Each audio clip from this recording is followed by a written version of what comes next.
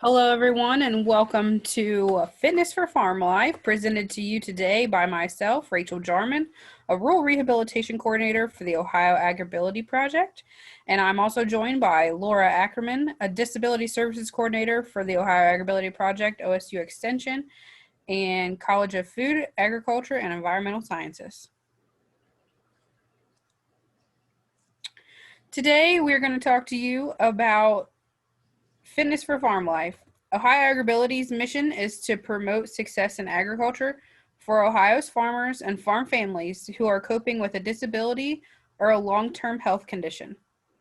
Ohio AgrAbility provides education and resources to farmers, agriculture businesses and groups, healthcare, education, and disability professionals, and anyone interested in making farming safe and accessible.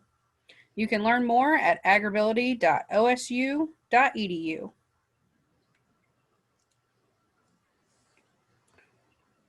What is Fitness for Farm Life? Fitness for Farm Life is an educational program aimed at improving the quality of work and life for farmers, farm families, and farm workers. Increase longevity of your farm career. Familiarize yourself with exercises, stretches, and safe lifting techniques, as well as good body mechanics. You can also decrease the incidence of muscle strains, sprains, and other chronic conditions by using these techniques we will highlight today. The Fitness for Farm Life Train the Trainer program covers body mechanics, safe lifting, exercises and stretches, health and wellness, and chronic pain management. Today, we will be highlighting safe lifting techniques and exercises and stretches. If you wish to see more or learn more about the other topics that are covered, you can visit the website below, agrability.osu.edu/resources/fitness-farm-life. We're going to start off today talking about the neutral head and neck position and why it's important. We have a video, but I want to give you a quick preview. Leah, who's one of the creators of Fitness for Farm Life, is going to demonstrate neutral head and neck position. Basically, it's how you would be standing if you were relaxed and had good posture. So your neck should be centered over your shoulders, over your body, not jutted forward, not leaning back. So you have your head straight up over your neck, and then you have your core engaged. So your stomach, she checks to make sure that her stomach and back are kind of engaged a little bit. Maybe you're holding it in a little bit, and that helps a lot with giving you a good strong back when you're lifting things. So here's the video of Leah showing us good and bad neutral head and neck position.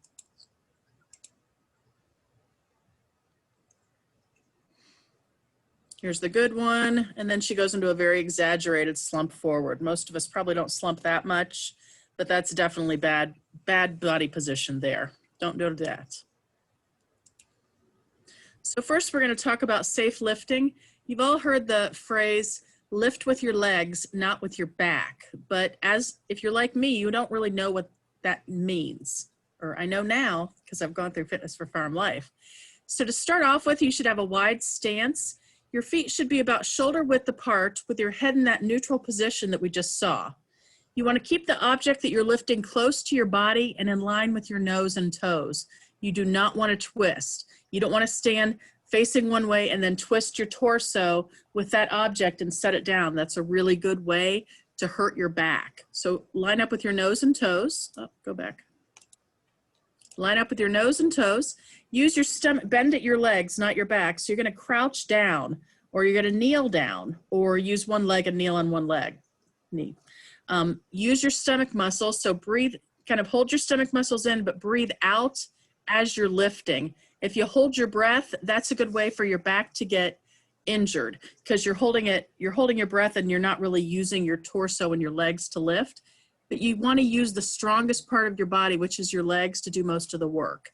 So we're going to have a video coming up of a couple people showing good and bad lifting techniques. So here he's doing it correctly. He crouches down, grabs it, picks it up, nose and toes follow the object over to the table, and he sets it down. That's good. This is the wrong way to do it. He's bending at his back, just picking up those logs and twisting. Nose and toes are not following. That's an easy way to wrench your back. Here's Leah showing us the wrong way to do it. Just leaned over and picked it up. And now she's going to show us the right way. You can do it where even you kneel down on one knee. She's got her hands on the table to brace herself, lifts it to her body, is holding it close, and then takes it and puts it on the table. And then one more, she crouches down, lifts it up, pulls it close to her body, and holds it. That's what we want to see. That's the safe way to lift.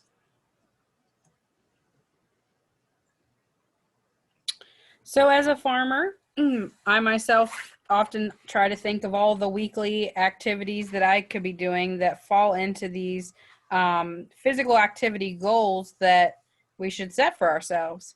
If we're thinking of moderate activity, we should try and complete 3 to 5 hours a week. If we're thinking vigorous activity, we should complete 2 to 3 hours a week. So what are some examples of moderate activity?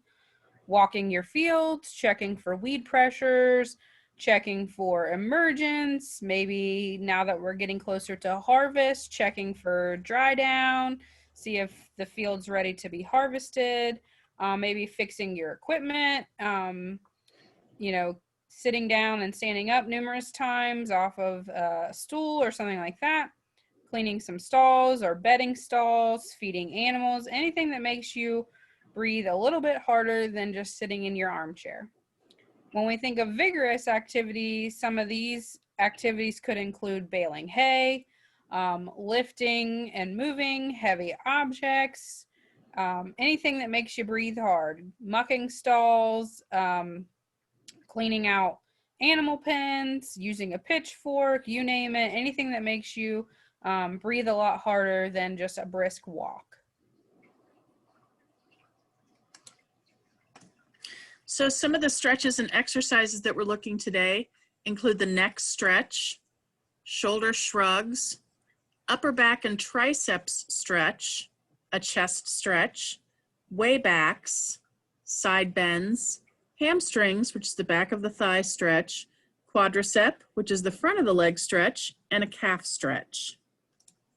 So the neck stretch is here. The purpose of the neck stretch is to ease pain and relax your upper back and neck. The right way to do this, and I'll show a video in just a second, is take your right hand, reach over the top of your head and put it over your left ear. And then relax your shoulders and slowly pull to your right. All you really need for a good stretch is just the weight of your arm. You don't necessarily need to exert any pressure to pull, but just a good weight of your arm. And then just hold it for about 20 seconds and then switch sides. Let's do that, do that whenever you feel like you need a good neck stretch. I would repeat that a few times, maybe 4 or 5 times per side at least. And this may not be a stretch that you bounce on, but if you remember gym class, I remember when I was learning how to stretch and exercise in gym class, they told you to bounce to get a deeper stretch. Do not do that. Terrible advice, good way to hurt yourself. So I don't know that you'd bounce a neck stretch as much as you one where you're maybe like the Waybacks, but don't ever do that. So here's a video showing a good neck stretch.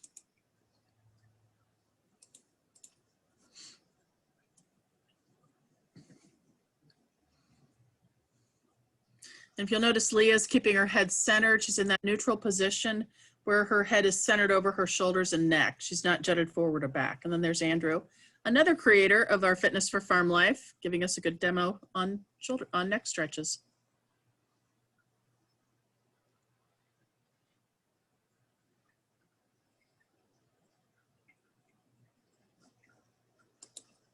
So the next is the shoulder shrugs, and that's just what we sound like. We all shrug at some times. Some of us do it quite a few times a day. So shoulder injuries are very common, and shoulders are one of your least stable joints. So these shoulder shrugs can help to improve your stability. You move your shoulders up, back, and down. You make a box with your shoulders. Perform 10 times and then switch directions. So up, back, down, relax and let it come forward. And to switch directions, start in a relaxed position and then squeeze your shoulder blades together, lift up, push forward, and then drop down. So that's your 10 times. 10 times going to the back, 10 times coming to the front. And we have video here of my husband giving us a good shoulder. And there's my dog. She's also helping out. That's Emma. But Barack's doing a good shoulder shrug demo for us right there from the front. He's only doing it from up, back, down. And then he's going to turn and give us the front view so you see what that looks like. Up, back, down. So just do that. And this is an easy one. You can do this anywhere. You can do this while you're sitting here giving a presentation. You can do this while you're in the car. Don't do it while you're driving. But that's a really, really easy stretch. And it really makes a big difference, especially if you got a tight neck. So upper back and triceps. The triceps are the back of your upper arm. So muscles from there often tense from being on phone, reading. I can think it can also be from, I'm sure, driving a tractor or another vehicle all day. I spend a lot of time at my desk. I get stiff with that. So this is a great one that you can do standing or sitting. So if you're going to do this, you're going to place your elbows or your hands on a chair, depending on how much room you have and what kind of stretch you want. You can also hold on to a hook. You can hold on to a fence. You're going to take one step back, or you're going to slide your chair back if you're seated, and you're just going to lean forward until you feel tension, and just hold it 20 seconds. And with all these exercises, you can do it just once, but you can also do, let's say, 4 or 5 times in a row. And again, this is something you can do while you're seated. Please don't do it while you're moving your vehicle around, but if your vehicle's stationary, that's good. There's Leah. She's giving us a stretch. She's doing some paperwork.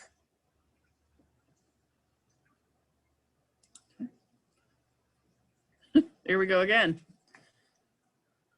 Okay. And there's, I believe that's Leah's sister, and she's doing it seated. It's a little bit different, but you still get the same point. You're stretching your upper back. Here's Leah's dad using a press or something there to, and there's Andrew. So you can do it anywhere. This doesn't have to be at your desk. It doesn't have to be anywhere. Andrew's on this next to a grain silo. So it's an easy stretch to do anywhere, and it feels good.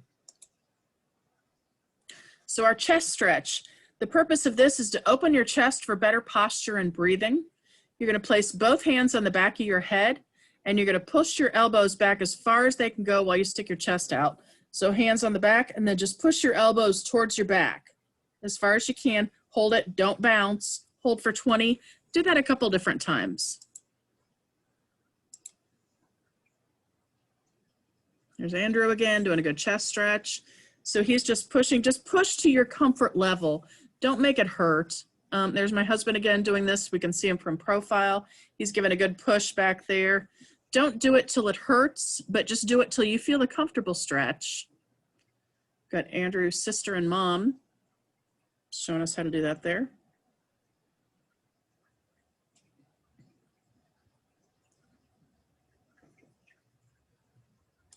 Good. So next is the Waybacks, which is actually way back and then bend forward, so they're a little bit misnamed. But too much hunching forward can wear out the cushioning in your spine. Between each of your vertebrae, you have a little bursa, a little cushiony pocket called a bursa, and it's what keeps your spine, your vertebrae from rubbing against each other, so they're very important. So we want to keep from wearing those out, keep the cushioning healthy. So you're going to reach both hands up and as far back as you can go, and you're going to lean back as if you were doing a back bend. Don't be a show off and do a back bend, but you can reach back, lean back as far as is comfortable. And then once you've leaned back and held that for 3 to 5 seconds, keep your legs straight, bend forward and hold for 3 seconds. So you're going to try to touch your toes then. If you need to do a little knee bending on that front move, that's okay. Nobody's judging. I have to bend my knees too. So repeat that 5 times. Just be careful you don't overdo it either way. So we've got Andrew giving a good back stretch. And then back forward to touch his toes. So just repeat that 5 times. Again, this probably isn't one that you can do while seated, although you could do a modified version of this while seated. But all of these exercises are one that you can do midday. So go out into the fields and do some stretching. So we've got side bends. It's also good for vertebral discs like our Waybacks were. It's a little bit similar, but it's also different. So you're gonna put your left arm up over your head, like you're waving at somebody, palm towards the right side of your body, so palm facing in, and then you're going to slide your right hand down your right side. So you're just going to lean over and stretch it like that, and then you're going to switch sides. So hold it for 15 to 30 seconds and switch sides. And do that again 3 to 5 times.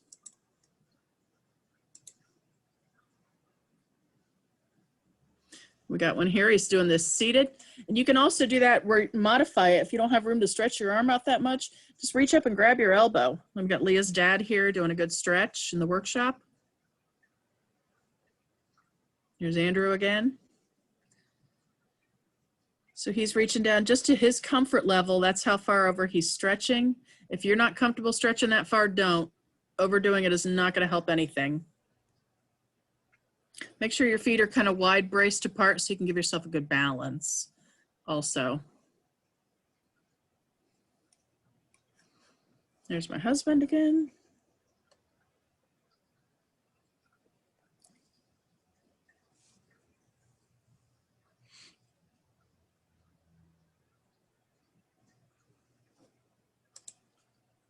And next we come to the hamstring stretch. The purpose of this is to relieve pressure on your lower back, and it is a big time pain reducer. You're going to place one right foot, one stride ahead of your left foot. You're going to bend at your waist until you feel tension in the back of your leg. You're going to hold for 15 to 20 seconds, and then you're going to switch legs. Again, always do it to your comfort level. A little bit of discomfort is okay. Don't do it till you feel like you're tearing muscles. So we got a lot of different versions here.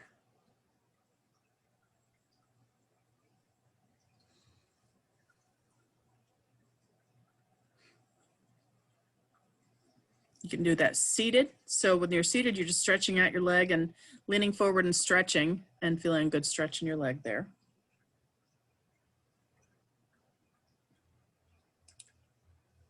Next comes our quadricep stretch.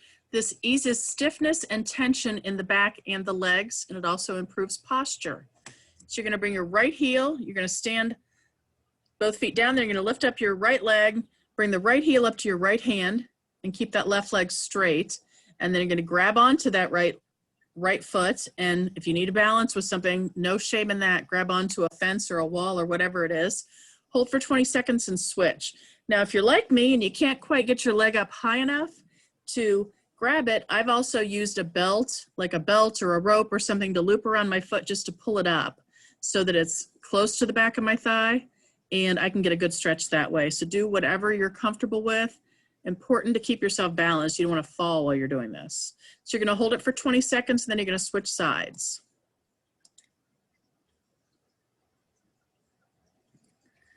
There you go. So he just reached down, grabbed it, picked it up. You can lean forward, just hold it, and you're stretching the front of his thigh there. Like I said, if you need to, use a rope or something to loop it around your foot and pull it up. Absolutely no shame in doing that. I have to do that myself.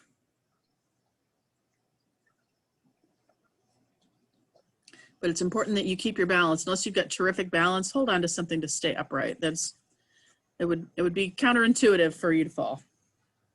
Counterproductive.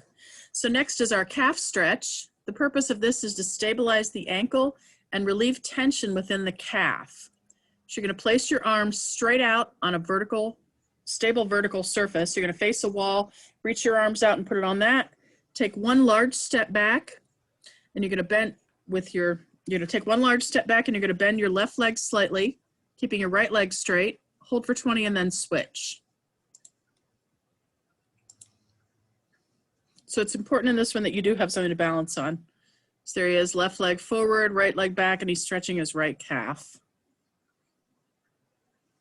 Switch sides. And again, this is one that you can do anywhere. You can do this while you're out walking the fields. You could do this while you're waiting for the water trough to fill up for the horses or the cows or whoever. So that was the calf stretch, and that is all of our stretches. So we want to thank everyone for joining us today. Again, if you want more information about fitness for farm life, please visit agrability.osu.edu/resources/fitness-farm-life, or you can contact Laura at Ackerman, AKGERMAN.4 at osu.edu. We'd also like to thank Leah Schwinn and Andrew Kramer for all of their help in developing Fitness for Farm Life, as well as to all of our family members, Barack, Leah, their families, everyone who contributed video for stretching and exercises that you all were able to preview today. Funding for Ohio AgrAbility is provided by the USDA National Institute for Food and Agriculture. And if you would like more information or would like to know about services from Ohio AgrAbility, again, please visit agrability.osu.edu. Thank you for joining us, and be sure to check out all the other Farm Science Review 2020 online content.